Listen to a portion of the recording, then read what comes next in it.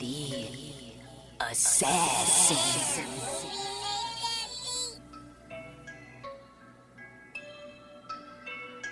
You know I break necks, call me Jack Tate. I have no regrets while your life is fading. I'm a crazy fuck equivalent to Satan. When I'm behind the mic, I feel like the greatest. You know I break necks, call me Jack Tate. I have no regrets while your life is fading. I'm a crazy fuck equivalent to Satan. When I'm behind the mic, I feel like the greatest. What up, y'all? You're listening to Sports Talk with Tropp, and I'm your host, Katie Tropp. Well, it's officially baseball season, y'all. Na-na-na-na-na-na.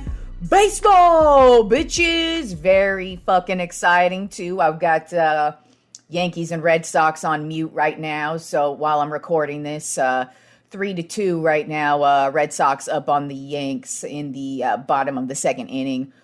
Rizzo just knocked one out of the park, which made it 3-2 right now. So it's a battle right now between the Yanks and the Sox, and it's just fucking great to have some baseball on.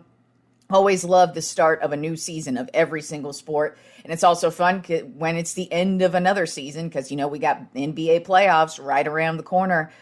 So I will be going over that here in a bit as well. But I just love having some baseball on.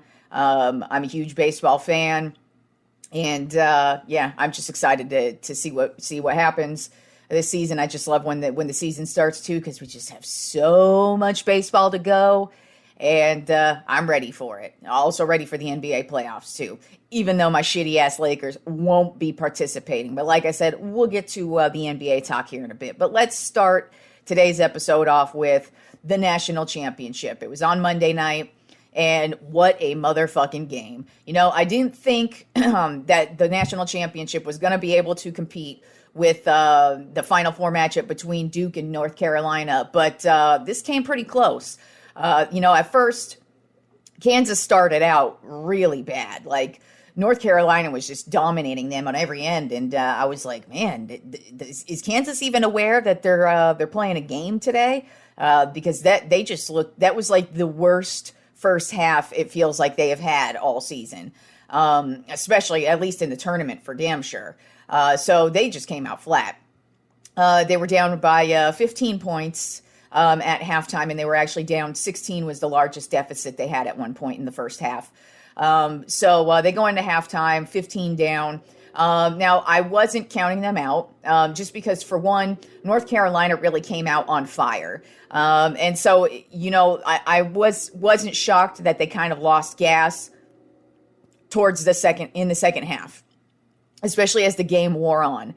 And but Kansas, they just battled back. They just did what they did. They play that suffocating basketball. They just stayed the course, let their 3-point shooters make the shots that they needed to make. And they ended up winning the national championship 72-69. That was a great battle by North Carolina. Got to give it up to the coach Hubert Davis.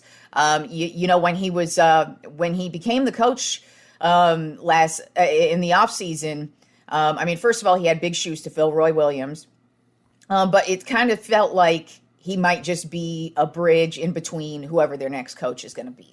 And it turns out, no, this is going to be their next coach, I would say, at least for the next 5 to 10 years, hopefully longer for their sake.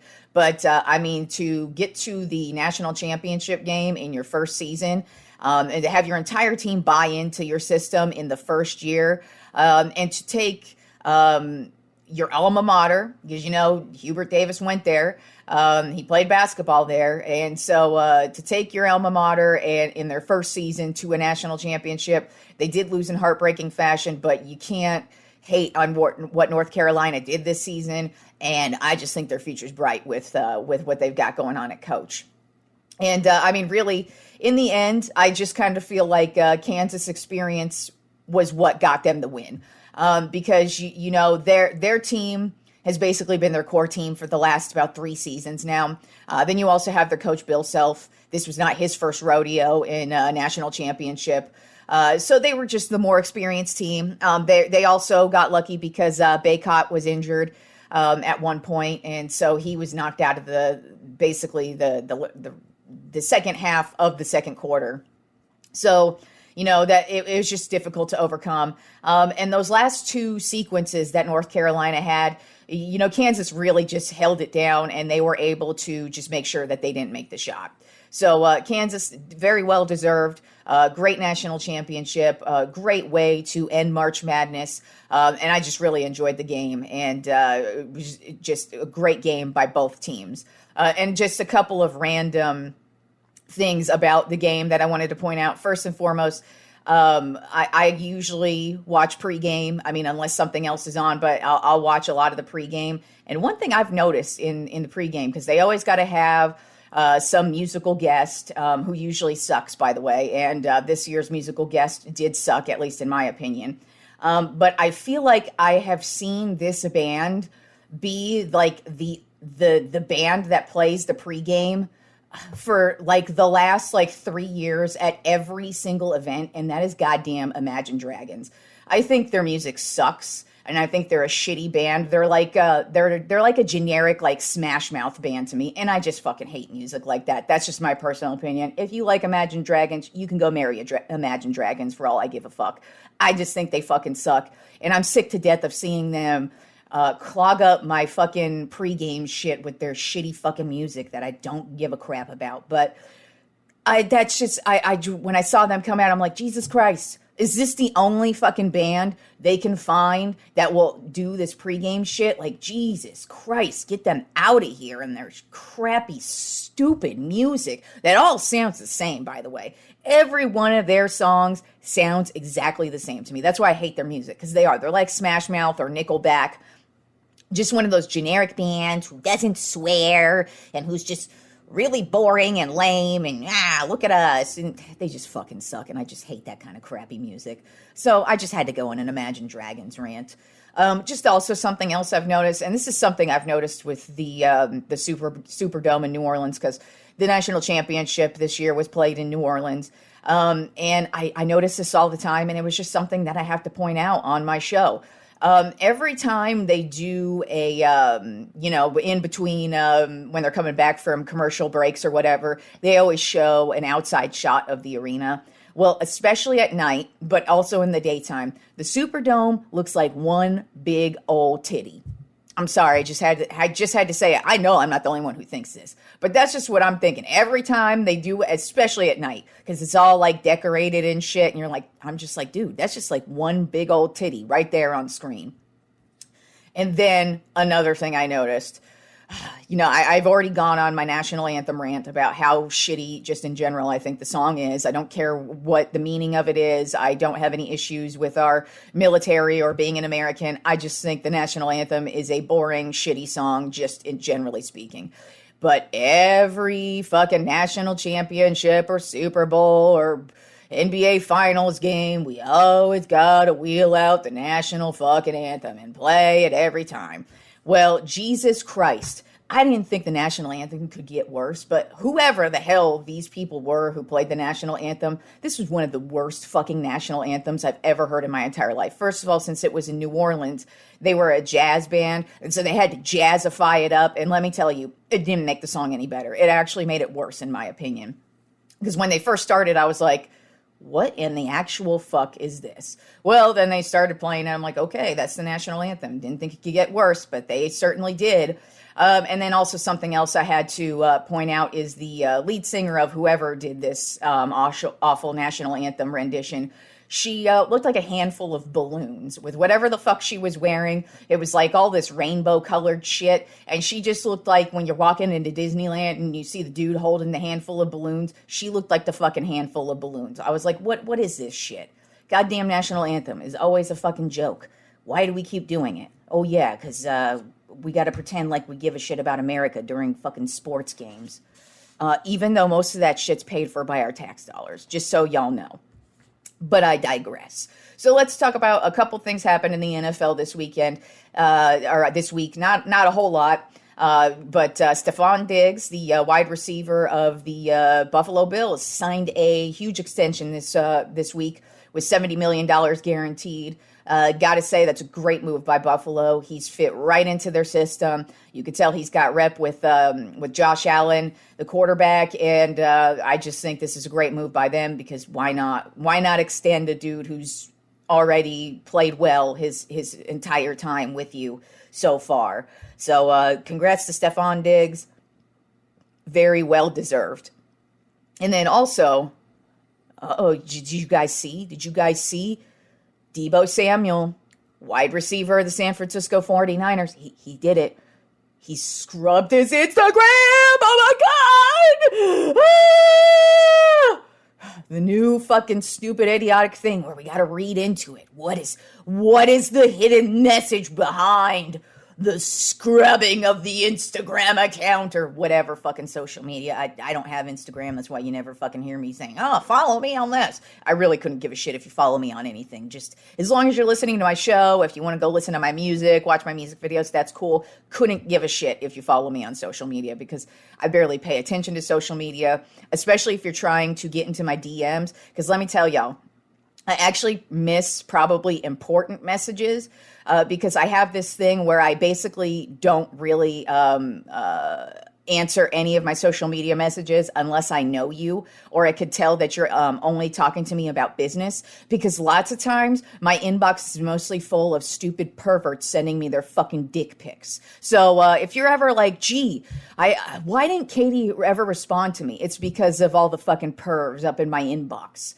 I don't know what about me makes you think I want that shit, but I certainly fucking don't. So this is Katie's PSA to don't fucking send me your goddamn dick pics. I don't look at them. I don't acknowledge them. And even if I did, I'd be grossed out and wouldn't want it. So suck your own dick, stupid fucks. So yeah, if you're ever wondering why I haven't responded to a message to you on social media and you have an actual like business thing for me that you want to work on me with, go to my website, katietropp.net, and I have an email address up there. Those are the appropriate ways to contact me for business shit, because sorry, most of the time I ain't answering my DMs because there's too many disgusting dicks in there. So yeah.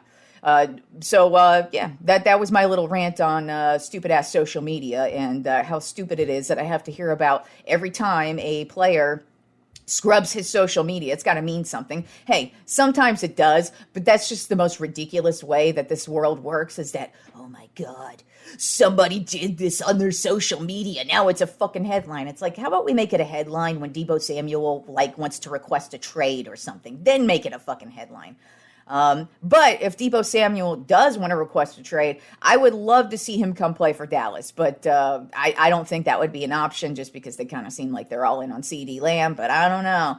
I like me some Deebo Samuel too. But I kind of have a feeling the Niners are going to do what it takes to hold on to him, as they should, by the way. And then in some sad news, the offensive tackle for the Dallas Cowboys, legendary offensive tackle Rayfield Wright, he played for the Cowboys from 1967 to 1979. He passed away yesterday. It sounds like he had some complications due to a stroke. He'd been in the hospital the last week or so.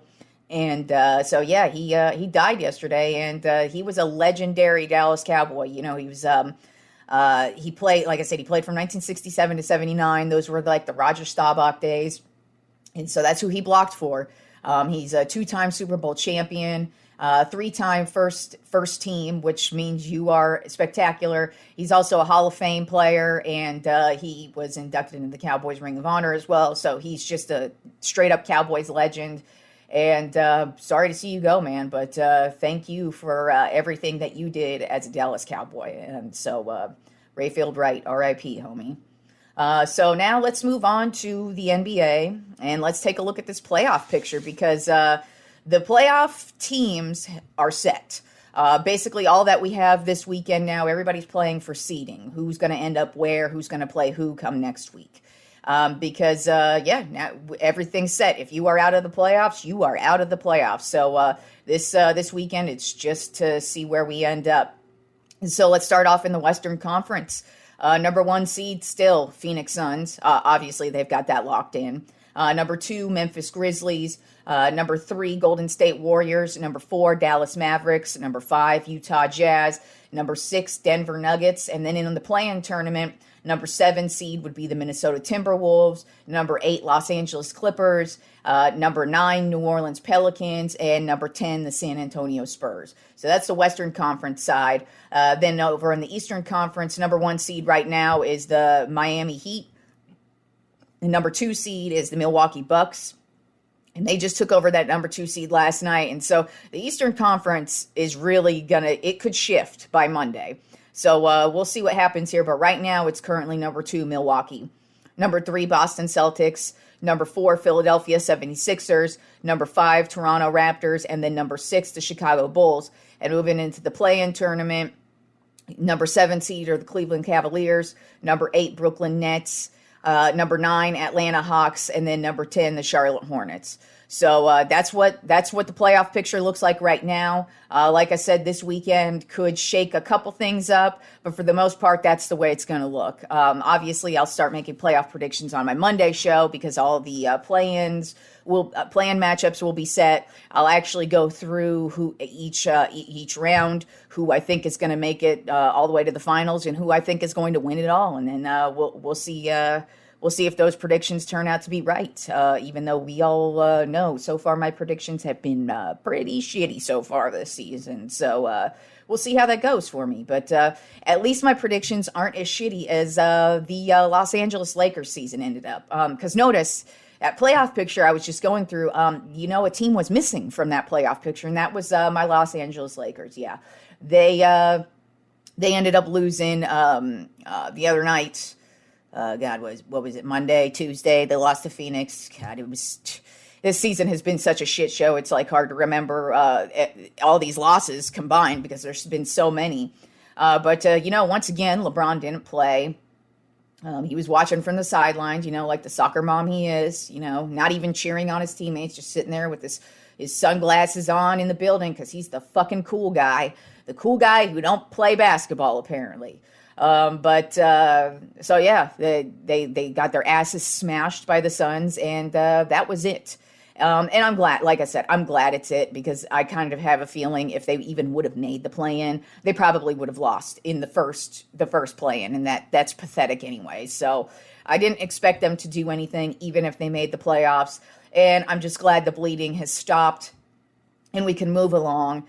It is kind of pathetic that there are still people out there who think LeBron shouldn't be blamed for any aspect of the season. Obviously, he's not the only person. He individually had a good season, but he was playing GM LeBron, and so he gets to take all the negative energy for those stupid mistakes, those stupid choices that he wanted. He wanted Russell Westbrook, and we could have had other people instead of Russell Westbrook who possibly could have fit the mold a little bit better. He wanted Westbrook. We got Westbrook, and this is where our shitty fucking season ended up. Nowheresville. Now they're already talking about Frank Vogel's probably going to be fired. There's got to be a scapegoat. And honestly, I'm not really attached to Frank Vogel. It's just I don't really know what they expected him to do with what he was given.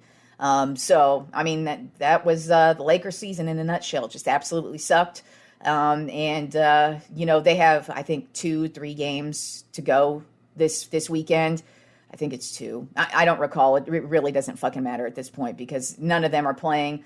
LeBron and Anthony Davis and Westbrook. None of them are playing these other games because they don't matter anyway. So why would they play? Very disappointing season as a Lakers fan. But LeBron definitely deserves the negative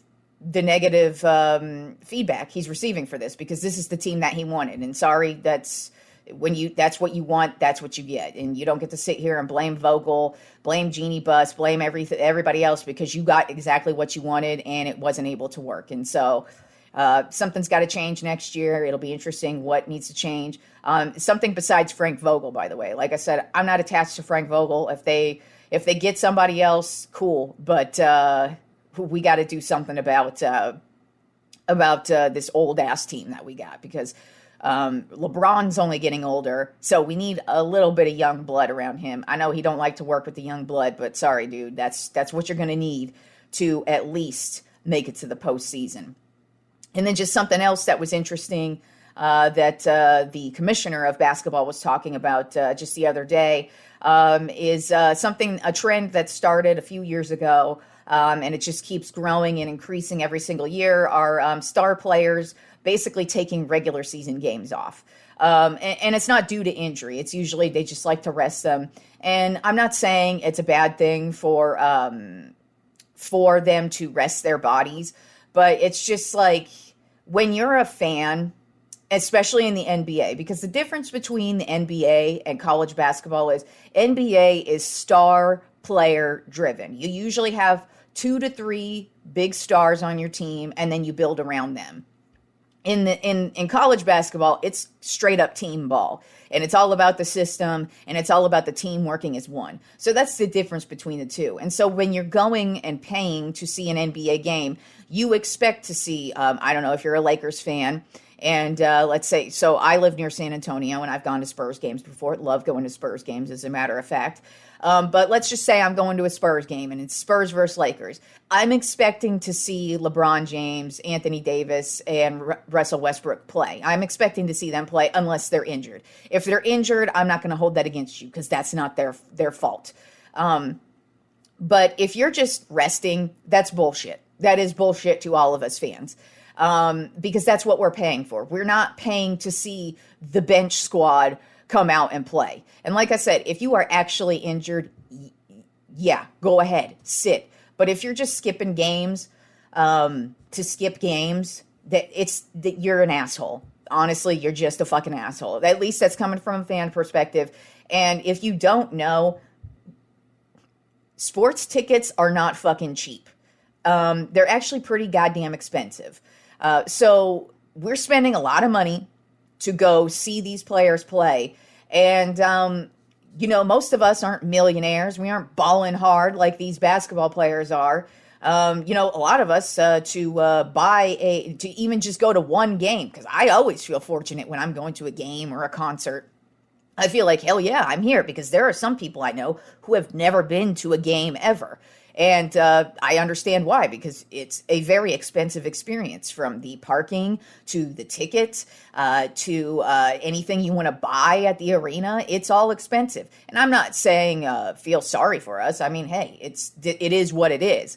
But when you're buying tickets to a game, you expect to see the stars out there. And if you don't see the stars out there, it is a waste of money. And so it is a problem. And I know they've tried ways to alleviate this. And one of the ways is they're not really doing back-to-back games as often as they were a few years ago. It's something they've tried to work on over the last couple of seasons. But honestly, us fans really don't give a shit. We want to see the players we're paying to see. And instead of seeing them sitting there filing their nails on the fucking sideline, we don't want to see that shit. So something does need to be done about that. I don't know what they could do, because obviously you can't force people to play either. But it's just really ridiculous when tickets are that expensive and you don't see the star players out there playing, especially when your team is in contention for the playoffs. Yeah, that kind of pisses you off as well, even if you're not at the fucking game. All right, and now let's move on to baseball. Not much baseball news happened so far. I mean, opening day just happened yesterday. There were some good-ass games yesterday, too. And we're just getting started. But there was a big trade this week. The Twins ended up trading their relief pitcher, Taylor Rogers, to the San Diego Padres for their starting pitcher, Chris Paddock. And the only reason why I'm highlighting this is because I think the Padres are overall a good team. I think they're definitely going to be a team in contention for the playoffs. I don't know if I would call them World Series worthy, but I definitely think they're going to make some noise. And I think this trade only makes them a much stronger team. Because I already like their starting pitching. I think it's very deep. So them trading Paddock actually isn't a loss. Whereas they're gaining Taylor Rogers, who was the closer for the Twins last year, and he had something like 30 plus saves last year. So he's actually a very solid closer. And so this really just bolsters the Padres and makes them a much, much better team. And so I just found that to be a very interesting trade that happened this week. But not much has gone on in baseball because it just started. And it's just great to have some baseball on, especially while I'm doing the show. Still 3-2. Boston's up the bottom of the third right now on the Yankees. All right, so since we're talking baseball, and I did mention in my last episode, one of the players of the past in baseball who I wish I could have seen would be Reggie Jackson. And so that got me thinking. I'm like, well, you know what? There isn't a whole lot to talk about today. So I was like, I got to think of a Tropp 10 list. And so I'm going to do the Tropp 10 MLB players of the past that I wish I could have seen. And it was a difficult list to actually dwindle down as well because there are a lot of great players of the past. But I think I was able to find 10 who I just 100% wish I could have seen. So let's go ahead and start off with the Tropp 10 MLB players of the past, starting with number 10. Number 10, Ty Cobb. He was the center fielder, most notably for the Detroit Tigers. He was with the Detroit Tigers from 1905 to 1926, and then he was with the A's from 1927 to 1928. So for just one season. But he's one of the most... one of the greatest baseball players ever, like one of the first greatest baseball players ever. He was actually the first ever player ever inducted into the Baseball Hall of Fame. He has owned or currently owns not at least 90 MLB records throughout his entire career. He was basically he just was straight up baseball all around. He was great from the day he hit the league. Unfortunately, that didn't work out too well for him when he first hit the league because the majority of his veteran teammates were very jealous of how good he was, and he actually had to deal with a lot of shitty-ass hazing to start his season. And so he actually credits that to being why he was such an asshole, because one of the reasons he's kind of known as an asshole is because when he would steal base, because that was really what he was known for, was stealing home, and stealing bases in general, is he would come at you, he would slide, like he would literally come at you with the spikes out, and he would use them as a weapon, and he was very scrappy, he was known as a brawler, and part of the reason why he thinks he was that way is because of his treatment his rookie season. And to watch like highlights of him, it's just crazy because he was just such a spectacular player. A couple of the records that he has either owned or currently owns, he's got 4,665 scored runs and RBIs, which is the highest by any player. His career batting average is a 366, which is currently a record. His career hits, 4,189, was a record until 1985. Career runs, 2,245. That was a record until 2001. His career games, 3,035, was a record until 1974. Career at bats, 11,429, was a record until 1974. Most stolen bases, 892. That remained a record until 1977. And he still, to this day, owns the most stolen home, 54. That's 54 stolen home bases. That's a record. And that's just crazy because stealing home is it's not something that you normally throw into the rep, especially these days. But he was just known for stealing home. And he was great at it. He was also the youngest player to compile 4,000 hits and 2,000 runs. He was AL MVP in 1911. He won the Triple Crown in 1909. He's a 12-time AL batting champion from 1907 to 1915, and then from 1907 to 1919. He was the AL home run leader in 1909, 4-time AL RBI leader in 1907 through 1909 and 1911. He's the 6-time AL stolen base leader. And then just something else, apparently after he had died, an old sports reporter who apparently didn't like him kind of started this rumor that Ty Cobb was racist. It actually turns out that actually is not true at all. It turns out he was actually a huge advocate for the Negro League players at the time. And that was a big deal, especially in the early 1900s. He would actually go to their games. He was in regular attendance at their games, and he would even go and visit with the teams in their dugouts after their games were over and give them advice on how to become better baseball players. So it was very interesting to kind of see that he seemed like an asshole on the field, but he actually was a huge advocate for the Negro League players, and he had no issues if he were to play with the black guy. Obviously, it didn't happen in his time because Jackie Robinson didn't break the barrier until way after that. But to hear somebody be open about it at that time was a big deal. All right, and then so number 9 on my top 10 MLB players of the past that I'd like to have seen play live, Joe DiMaggio. He played for the Yankees, of course, from 1936 to 1942. Then he came back. He had to go fight in World War II, and then he came back in 1946 and then retired in 1951, basically just due to injuries. He was a New York Yankees center fielder, and he's a 13-time All-Star. He's a 9-time World Series champion. That's second most. He's only behind Yogi Berra, who I believe has 13. So, damn, right there. He won the World Series 1936 through 1939, 1941, 1947, and then 1949 through 1951. Also to be noted, he went to 10 World Series and won 9 of them. He's a 3-time AL MVP. He won in 1939, 1941, and 1947. 2-time AL batting champion, 2-time AL home run leader, 2-time AL RBI leader, and he once held the MLB record 56-game hitting streak. And when you watch old highlights of him, he has one of the prettiest swings of all time. That's what he was mostly known for, was his hitting. And he was a spectacular hitter, especially for the time. So would have loved to have seen Joe DiMaggio play.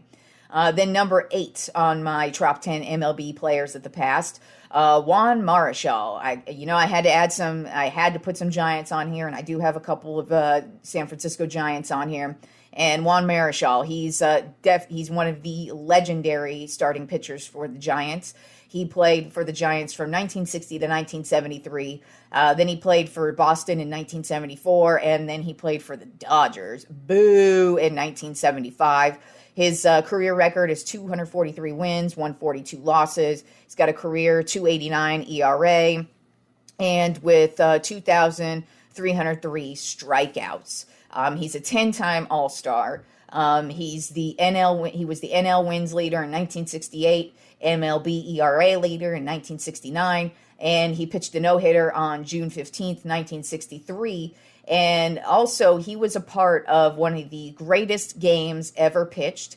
That's not my quote. That's actually what it's called. The game is called the greatest game, one of the greatest games ever pitched. And it's because, it was in July 2nd of 1963, Milwaukee Braves versus San Francisco Giants. This game ended up going 16 innings. Now, when a game these days goes that long, you're lucky if you still have a bullpen left at that point.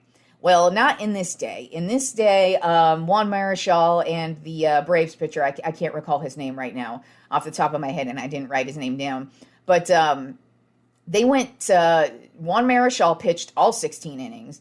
The Milwaukee Braves pitchers pitched like 15 and a third, 15, something like, he went 15 innings. But both starting pitchers went the full distance. That's insane.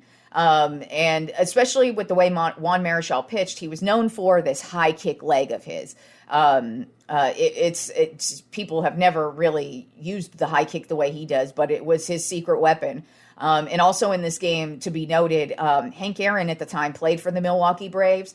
If you don't know, Hank Aaron is one of the greatest baseball players of all time. He's known for being a home run hitter. As a matter of fact, he's like the home run. He had that record for a long time as the home run king. In this game, he went 0 for 6. So Juan Marichal actually owned Hank Aaron's ass in a 16-inning marathon, which the Giants ended up winning, thanks to Willie Mays. So yeah, Juan Marichal, wish I could have seen him play. Then number 7 on my top 10 MLB players of the past, good old Babe Ruth. You got to have this dude on here. I kind of feel like if you're a baseball fan of any caliber, you will have wanted to have at least seen how Babe Ruth played. Whether, because things from the past, they always get romanticized. And that's something I've always noticed getting older in my life. Like, you always see things, and like when somebody dies, people always romanticize them and make them seem like they were bigger than they actually were. So that's one of the reasons why I'd like to see Babe Ruth, if maybe people just like are romanticizing him. Now, when you look at his stats, obviously he was a spectacular player. He was both a pitcher and he played outfield. He was a starting pitcher when he first started out, 1914 to 1919. He was with the Boston Red Sox, who ended up trading him to the New York Yankees, and he played with the Yankees from 1920 to 1934. And he's mostly known as a Yankee because that's really where he did his damage. And that's when he took over. His nickname was the Great Bambino.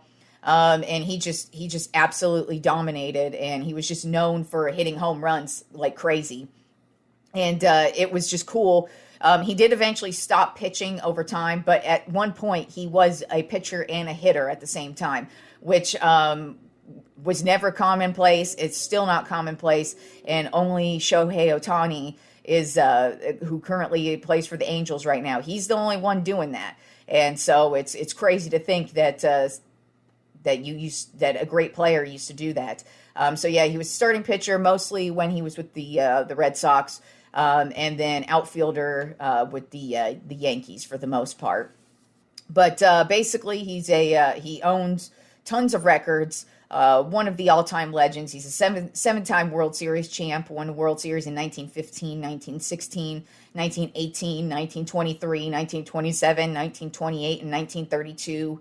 AL MVP in 1923. AL batting champion in 1924, 12-time AL home run leader, 5-time AL RBI leader, and he was the AL ERA leader as a pitcher when he played for the Boston Red Sox in 1916. So Babe Ruth is a legend, just statistically, but like I said, it would be cool to have actually like seen him play and be like, wow, and just kind of know what type of a legend he was, just to see if he really was that great, or if it's just romanticized baseball talk. But from what I can tell, it looks like it's pretty legit. But hey, things always get romanticized with everybody in every way, shape, and form.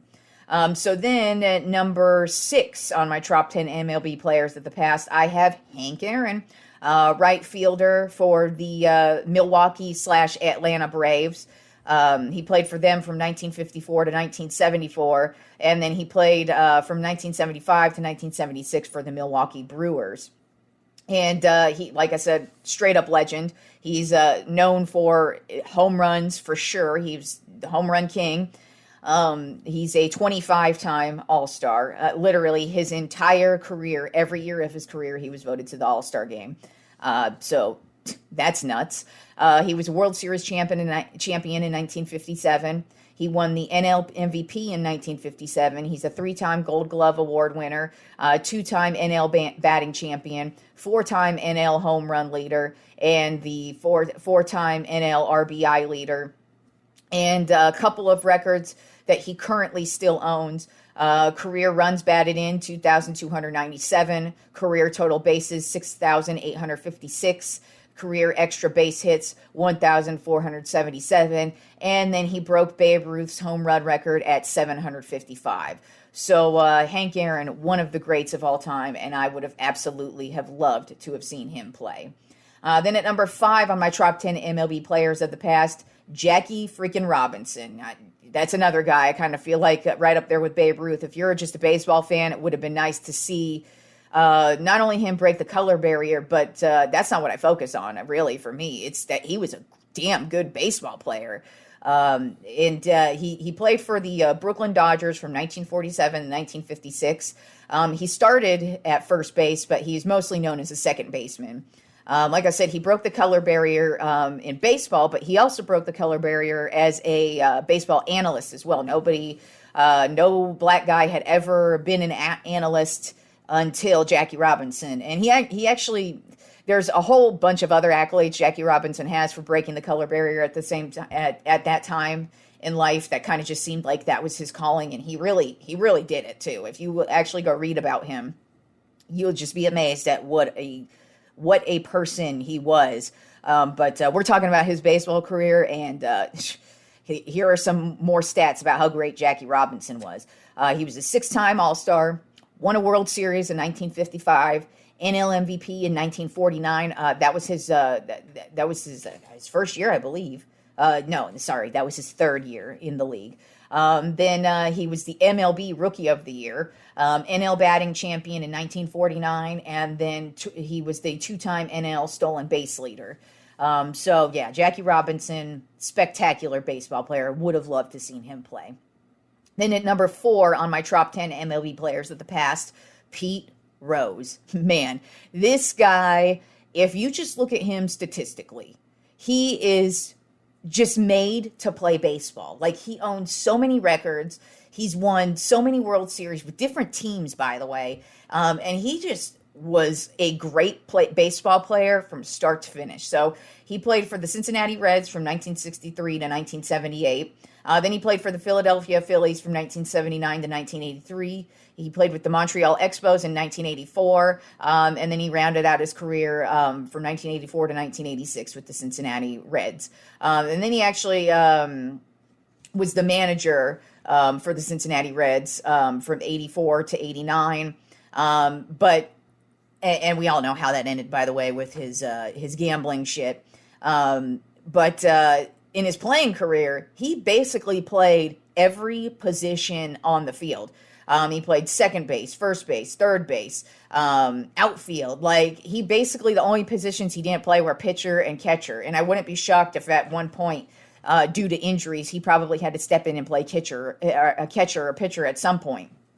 But like, this dude was just made to play baseball. That's why it's bullshit that he's not in the Hall of Fame. I've already gone on a couple rants about the Baseball Hall of Fame and how I hate their process and how provincial they are about who they let in.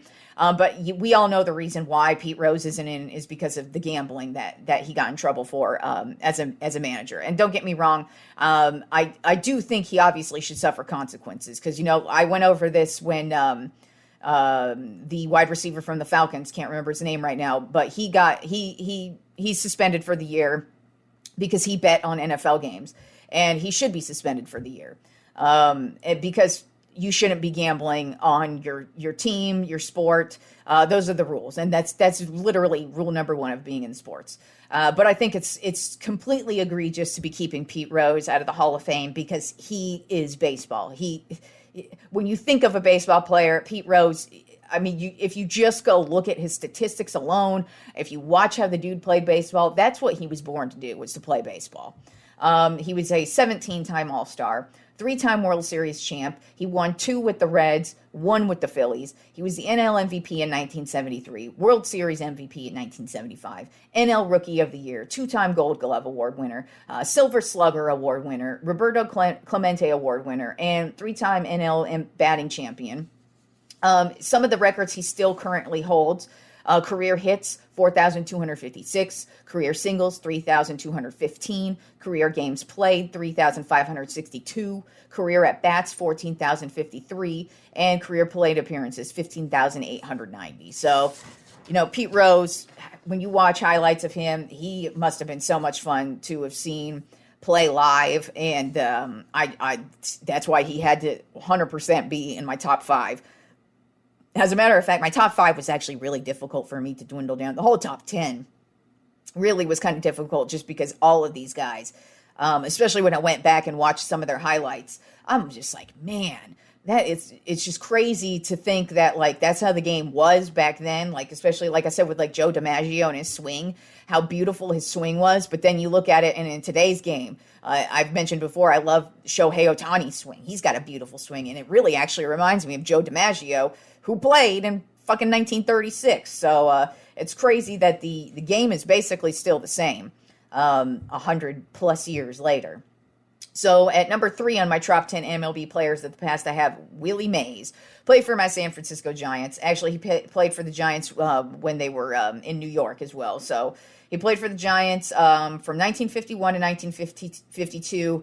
Then he had to go, I think it was the Korean War at the time, so he had to go serve in the military at that point. Came back and played baseball in 1954 to 1972. And then he played 1972 to 1973 with the New York Mets. He was a center fielder. And he's basically one of the greatest baseball players of all time. He's just another dude who owns a whole bunch of records. He's a 24-time All-Star. He's a World Series champion in 1954, 2-time NL MVP, NL Rookie of the Year, 12-time Gold Glove Award winner. I mean, he has one of the most iconic catches of all time where he's running towards running out in the outfield, and the ball's coming at him backwards, and he just catches the ball right over his shoulder. So that's not shocking. He's a 12-time Gold Glove Award winner. He's won the Roberto Clemente Award. He's been an NL batting champion, 4-time NL home run leader, 4-time NL stolen base leader, and he hit 4 home runs in one game on April 30th, 1961. So, Willie Mays, he's just overall, because not only was he great as a hitter, but he is known just as much for what he did defensively as much as he did as a hitter. And that's kind of rare because usually you're mostly known for one or the other, and he was just an all-around great baseball player. Would have loved to have seen Willie Mays play baseball. Then number 2 on my top 10 NBA players of the past, the guy who is the reason why I started this list, and that is Reggie Jackson. Reggie Jackson played for the Kansas City/Oakland A's from 1967 to 1975, and he went and played for Baltimore in 1976. Then he played for the New York Yankees from 1977 to 1981, played for the Angels from 1982 to 1986, and rounded out his career in 1987 as an Oakland A. He was a right fielder. He was known as Mr. October. That's what he's mostly known for, is how he would step it up come playoff time. But here's a little bit of his accolades. Other than that, he was a 14-time All-Star, 5-time World Series champion. He won World Series from 1972, 1973, and 1974. He won those with the A's, and then 77 and 78, he won those with the Yankees. So he's won with 2 separate teams, too. That dude, there's just nothing bad, in my opinion, you could say about Reggie Jackson and the way he played baseball. He was the AL MVP in 1973, 2-time World Series MVP in 73 and 77, 2-time Silver Slugger Award winner, 4-time AL home run leader, and the AL RBI leader. So Reggie Jackson. And just when you watch highlights of him, he was such an exciting player to see. He was such a game changer, too. There's so many games in the postseason. That's why he's known as Mr. October, because he would come up to bat and he would change the trajectory of the game. Just kind of like the Yankees just did right now. They just tied shit up. It's 3-3 in the bottom of the 4th. Yankees just tied that up. So that's what I'm talking about, man. Baseball, always fun to watch, at least in my opinion. But that is what Reggie Jackson would do. He was a game changer. He would come up to bat and he would change the game with just one swing of the bat. Reggie Jackson, great baseball player. And so number 1 on my top 10 MLB players of the past, I wish I could have seen. Now, this guy right here, I only got to see like the last 2 years of his career because he retired in 1993. So I had to put him on here because I did like those last couple of years that I did see. But number 1 on my list is one of the greatest pitchers of all time, and his name is Nolan Ryan. First of all, the name alone screams I'm a baseball player. That's all I got to say about that. But he was he pitched for the New York Mets from 1966 to 1971. He pitched for the Angels from 1972 to 1979. He pitched for the Houston Astros from 1980 to 1988. And then the Texas Rangers from 1989 to 1993.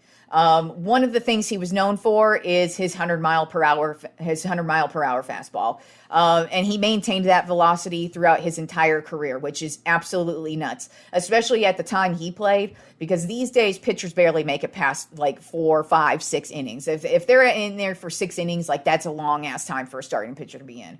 Well, not with Nolan Ryan. That motherfucker, he was just great. Not only as a pitcher, but he was not a little bitch either. There are so many fights you could see that he got in. That was actually what I loved most about him as a kid. Because I saw a couple of the fights that he got in when he played for the Rangers, and I was like, that's the dude. I like that guy.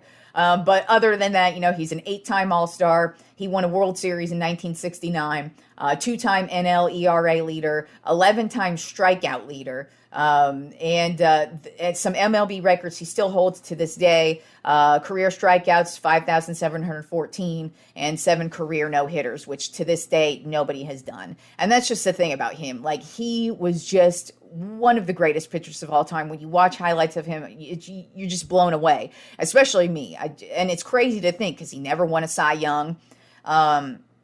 He never won an MVP. But, I mean, when you sit back and look at greatest pitchers of all time, you have to put Nolan Ryan in there. And he's just number one on my list. I wish I could have seen more than like 2 years of his career. Because in 93, I was in like third grade. So even what I know of the couple of years of his career I saw, it's not like at the forefront of my brain. It's not like when I watched like Derek Jeter's entire career. I remember like everything about it. Or Barry Bonds too, like I remember everything about Barry Bonds' career. I remember when he broke the record, when he broke Willie Mays' home run record. I remember that day vividly. So Nolan Ryan's career, I don't remember vividly, but man, if I could have seen anybody play, I would have loved to see Nolan Ryan pitch. He just the way he pitched, and to see somebody maintain 100-mile-per-hour velocity, I actually wouldn't be shocked. If the old guy could still pitch 100-mile-per-hour fastball to this day. But that's my list of Top 10 MLB players of the past I wish I could have seen. Like I said, it was a tough list to dwindle down because there was even more than 10. But I didn't want to put too many in because that's a lot of research, and I mean, you probably get lost after a while. But just to break it down, number 10 was Ty Cobb, number 9, Joe DiMaggio, number 8, Juan Marichal, number 7, Babe Ruth, number 6, Hank Aaron, number 5, Jackie Robinson, number 4, Pete Rose, number 3, Willie Mays, number 2, Reggie Jackson, and number 1, Nolan Ryan. So, that's a great list of old players from the past who I wish I could have seen play. And now it's start of a new baseball season. We'll see what legends are made this year. We'll see what happens come playoff time. We'll see what happens this weekend with the NBA and how the playoff picture unfolds. And I'll be talking about all the playoff matchups on Monday. And tonight, I am going to see my favorite rapper of all time, Ice Cube. I'm going to see actually Mount Westmore. That is the rap group of Ice Cube, Snoop Dogg, E40, and Too Short. I've never seen Snoop Dogg, E40, or Too Short, so I'm excited to see them live. I think going to be the 5th time I've seen Ice Cube live. Like I said, he's my favorite rapper. Always got to check out Cube when he rolls through. Very excited because this is my first concert post-COVID as well. The last concert I saw before we shut down, the week before Austin, Texas shut down for COVID, I went and saw Ice Cube. So he is where I'm picking up right where I left off before COVID. So I'm very excited to be seeing Ice Cube tonight. I know he's going to put on a great fucking show. So everybody enjoy the weekend of baseball and basketball, and I will talk to y'all on Monday.